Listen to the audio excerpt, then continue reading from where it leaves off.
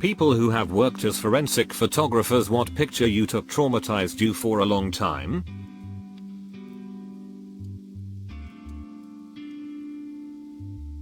My husband works with crime scene photos, and even though I could probably handle some of the photos, I'm not allowed to look, and I do respect the people's privacy of who he has pictures of. One day, for some reason, his phone was left unlocked, not properly closed, and a picture was enlarged on the screen. Nothing crazy. Just a younger kid with blank stare wearing a backpack, and he was on the playground by the chin-up bars. Not knowing it was his work phone, I asked who the kid was, maybe a colleague's kid, a friend etc, to see if I knew him. Turns out it was a crime scene photo. Kid hung himself after school on the chin-up bars, which were much too short to hang on. In the next photo I saw the bottom half of his body, which broke my heart. His legs were bent. I always pictured hanging suicides as up high. The person struggling, maybe even regretting their decision. Seeing his legs bent showed how much determination he had to die. No blood, no guts, and still the most unsettling photo I've even seen. Standard, not a forensic photographer, but I worked in a forensic lab doing autopsies for a bit. An older woman who died was brought to rule out foul play. She had been dead in her home for several days, so the smell was horrific. She had several days of urine and still linen on her clothes. Her vagina had prolapsed and there were maggots eating away at it. The prolapse had caused an ascending urinary tract infection leading to sepsis, which likely killed her. It had reached her kidneys, and when we cut into the kidney it exploded pus everywhere, and the smell almost made me pass out. This was my first day on the job and I very nearly did not go back. I used to work in a photo lab that developed pictures for a number of local police departments before the digital age came about. Since I was the lab manager, I was the one to develop those sensitive crime scene photos. Mind you, this was about 20 years ago. But some really stuck out. The worst? Definitely the death of a young child. He was around 2-3 years old. I believe it was death by strangulation. But it's not like we were told any details from the PD on pending investigations. We were just warned in advance. It was especially fricked up since the child's eyes were open and bulging. The skin was blue and even more purple around the neck and face. I can't get that poop out of my head. The craziest? A dismembered body in a Tupperware container. It was found on a rooftop loosely covered in concrete. And the body was there for easily a decade. The head and hands were missing. Just the torso. Legs in pieces. And arms. What really stood out to me is that the torso resembled a dried out and cooked turkey. I ended up looking for an article years later to find out it was a mob hit. Others to note would be the usual gunshot fatalities and also fatal car crashes. I got pretty desensitized to seeing the images. And just focused on color correcting. But that young kid was beyond messed up. I'm an X-ray tech. We occasionally have to take X-rays on babies who have been abused. When I was in X-ray school my son was born. I had to take post-mortem X-rays on a baby abuse victim that was only a few months off from my son's age. It is a full body series of X-rays, and in my 10 years of doing this that is the one thing that really messed me up. Obligatory not me but my dad. Back in the day before digital cameras. He had the only photo developing lab for 50 miles in a fairly well-known outdoor destination. With no other nearby services he would develop the photos for all deaths, accidents, etc. It was pretty common for people to fall off the cliffs and die, but those photos weren't the worst. According to him, the one that tops the list is a lost hiker who figured if he could climb up a cliff he'd be able to see where he was.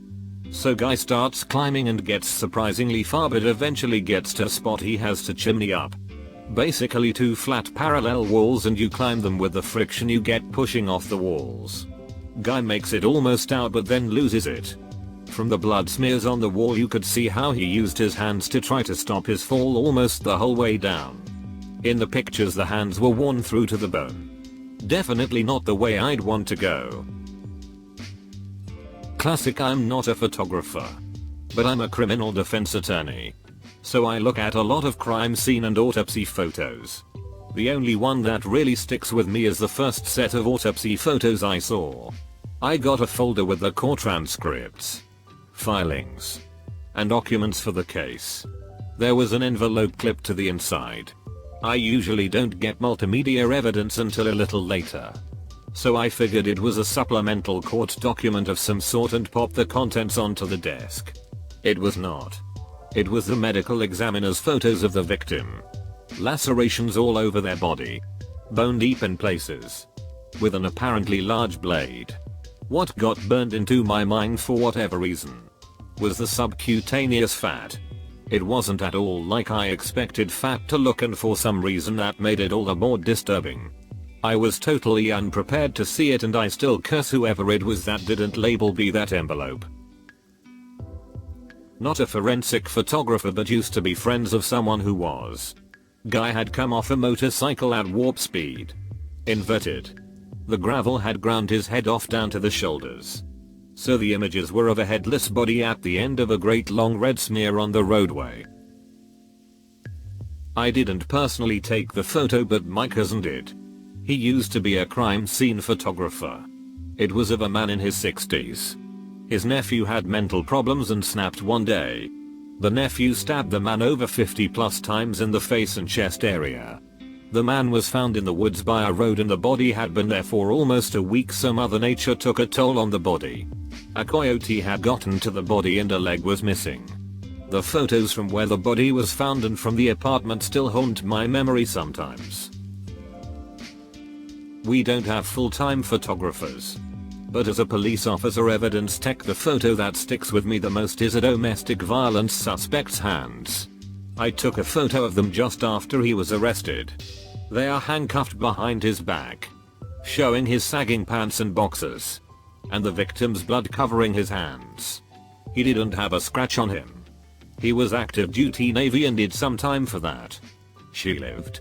The photo alone fricked him in court and he took a plea deal. I paid for my camera, DSLR, out of my own pocket and felt good about getting my money's worth on that shot alone. Obligatory, not a forensic photographer. I am an insurance adjuster on high-value bodily injury claims. The things that can happen to a human body in a high-velocity impact are unforgettable. Bad dog bite cases stick with me too. But my personal least favorite are degloving amputation combinations. I had one a few years ago where the injured party's arm was crushed. Degloved from forearm down to hand with half the hand torn off. That one has stuck with me. Not a forensic photographer. But when I was a sophomore in college, I took some criminal justice classes taught by an old ex-cop. He was friends with some equally old forensic photographers, and on occasion he'd show us photos and let us guess the method of death. We were nearly always wrong. The bulk of the photos were of elderly people who had died in their homes of natural causes but not been found for a while. Or if they had been found, it was by the flies or their hungry pets first. We always thought they'd been beaten to death. But the one that stuck in my mind and convinced me that no way in hell I could ever be a cop was the day he showed us pics of little kids who had been killed by their parents. This one toddler. His piece of crap father had repeatedly swung him by the heels, slamming his head into the toilet even after he died, until the toilet basin broke. The kid's crime? Not being toilet trained. That poor baby was not even 2 years old. If I'd been a cop on that case, I would have killed that sob and then spent the rest of my life in prison. Those pics wrecked everyone in my class. Was the last time the professor showed us kid pics. That was over 20 years ago and I still tear up to remember that damn photo. Not my picture but an old friend. 20+ years New York detective showed me a picture that to this day irks me. A man with a screwdriver stuck in his eye, with the tip sticking out of the back of the skull. All of his teeth were kicked into his mouth. Turns out his brother and he had argued over how much of some drug shipment they would divide up, and the living brother decided he wanted it all. I mean, you stab someone in the eye, it's one thing, but to go overboard and just start kicking his face in with your shoe that you push all of his teeth into his throat. I freaking stared at that picture for 30 minutes and took a good day or two to stop replaying what was that guy's last few moments. He acted like it was a restaurant menu and just another Tuesday at work. Obligatory, not a forensic photographer. Just a layperson. However, one photo that got to me. I saw on the internet for the first time when I was maybe 15 and I've never forgotten it. It's semi-famous in pro-honor communities. If you mention it, chances are someone will know what you're talking about. It was the autopsy of a 19-year-old girl with an ED whose mother posted it online hoping to warn other people. I believe she died binging and purging because her stomach exploded. And the photo is of this pale, emaciated, almost inhuman looking corpse with a distended stomach slumped over a toilet. Her limbs are purple with bruising from the blood settling. Another photo displays the new 5 or 6, I forget, measured liters of her stomach contents.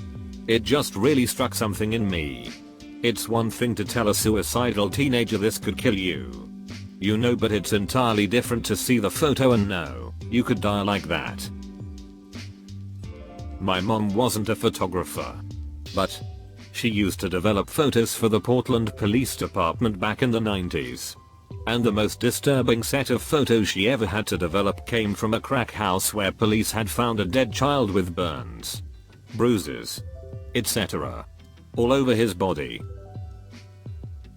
Obligatory, not my story but my dad's. Please forgive any mistakes, English isn't my first language. Anyways, a bit of context before the story. We live in Mexico and my dad used to work for Kodak back in the 80s. When the earthquake of 1985 hit and it became obvious that the amount of bodies recovered overwhelmed the hospitals and morgues, the government started using an old baseball field to lay down the bodies so people with missing family could check if they were there. Anyways, it became horrible fast how much of a terrible idea it was. Bodies laid under the sun all day for days leave a pretty awful smell, so the government hired Kodak to take photos of the bodies and make an album for people to check. Then threw all the bodies into a communal tomb. My dad was in charge of making these albums and checking that the photos were taken correctly. He always came back looking horrible, like he had seen a ghost. He used to tell me about the photos of people whose face was completely crushed. Children, babies that some limbs were amputated by the debris. The government claimed a very low level of deaths compared to the unholy amount of photos Kodak took. Many bodies were never claimed or identified. He always hated talking about those days, even so I miss him. He was a great dad, but he sadly died of ELA a few years back. Not a photographer but used to be an evidence clerk in a courthouse. Photos of a 4-year-old girl that got attacked and killed by a pack of hunting dogs in her backyard. There were over 100 photos of chunks of flesh, hair, clothes strewn all over the 5-acre backyard. Not a human forensic, but working with animals means you do it all. Had to take pictures for a severe animal abuse case. Dog had acid poured down its back. Died once it had eaten through into the bones and body cavity. Dog had arrived at our hospital alive and I couldn't get a vein to euthanize it because it was so dehydrated and malnourished. Ended up injecting directly into its heart through ragged tissue. Not me. But my ex was a detective and sometimes had files with him. The homeless guy who got run over by the train is something I can't unsee. Well, it wasn't him, it was his entrails stretched along the track. But he claims the worst photos were from a couple guys who got arrested for bestiality with horses. Thankfully he never brought those photos home. Husband is a cop. He has told horrific ones, but the one that fricked him up most was a girl whose body looked like mine. Same hair color and style of dress. We were going through similar depression issues at the time. And this girl took a shotgun to her head. There wasn't a face left in for him. Because I was also very depressed at the time. And the bodies were so alike. He said all he could see was me lying there. Apparently her skull shattered so much that there was no surface without blood or bone on it. But her brain had ejected mostly intact. He had to go to therapy for a while after that one. I'm a trauma nurse. So usually when I see gore the person is still alive, and that is a whole different ball game. but HIPAA laws exist, so I won't be sharing. My friend's untimely death.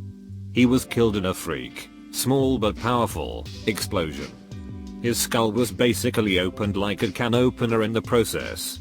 It was the first investigative photo series I've ever shot, and will easily be the hardest. It took me weeks to stop seeing him in my memory as any other way. Now the memory is a driving force. He was our department's, fire department, lead investigator. And the job normally would have fallen to him. In his absence, someone had to step up, so I did. It was a heavy but humbling honor to tell his final story. Hi there. Look, if you enjoyed the video, well, why not go ahead and hit that like and subscribe to Reddit Stories.